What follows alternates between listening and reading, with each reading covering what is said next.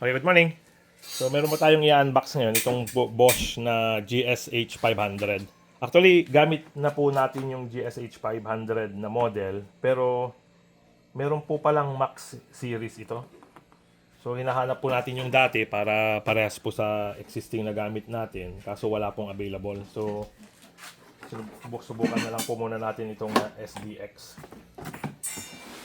So, ito po yung kanyang box. Okay.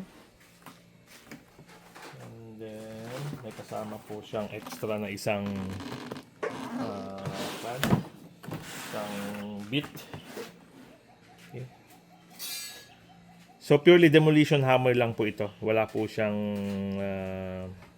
capability na maging drill. May mga combinations po kasi na drill na siya. Then, meron siyang capability na maging demolition hammer. Pero ito po is purely demolition. Ito po yung ginagamit natin sa mga mixers natin, panlinis, sa mga natuyong semento. So, nasa 13,999 po ito, pero naka-promo sila. 12,000. And nabili po natin sa San Fernando, La Union. Okay. So, kasama na po itong box. And then, ito yung kanyang machine. And then, ito po ang ipapakita ko sa inyo. Ibang-iba na po yung kanyang drill. Talagang, yung bit niya. Ibang-iba po. Laki na po nung kanyang shank. So, yung hindi po max, meron po siyang gaganon siya. Paliit siya rito.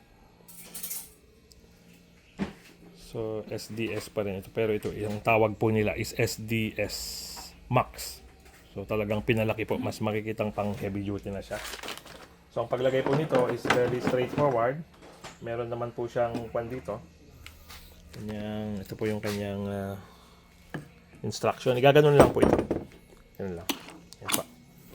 Yan po yung to remove and reinstall. Ganyan. So, check ko pong pakita sa inyo. Okay. So, okay. Pull. And then, hahanapin lang po natin yung dyan.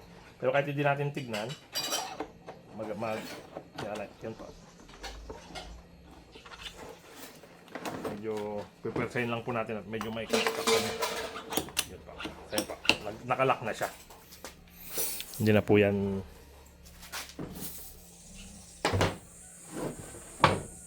Hindi na po yan makakaalis. Yan po. Okay. Then pag i-remove, same po, procedure, pull, and then, okay. So, i-try po natin ito.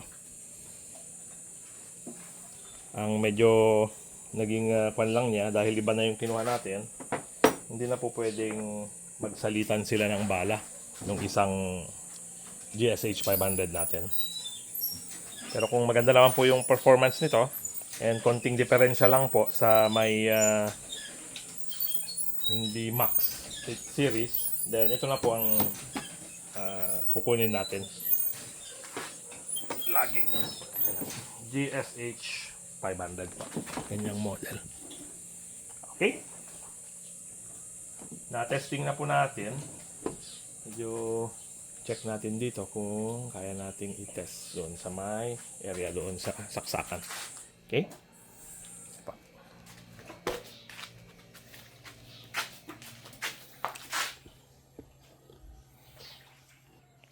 Okay.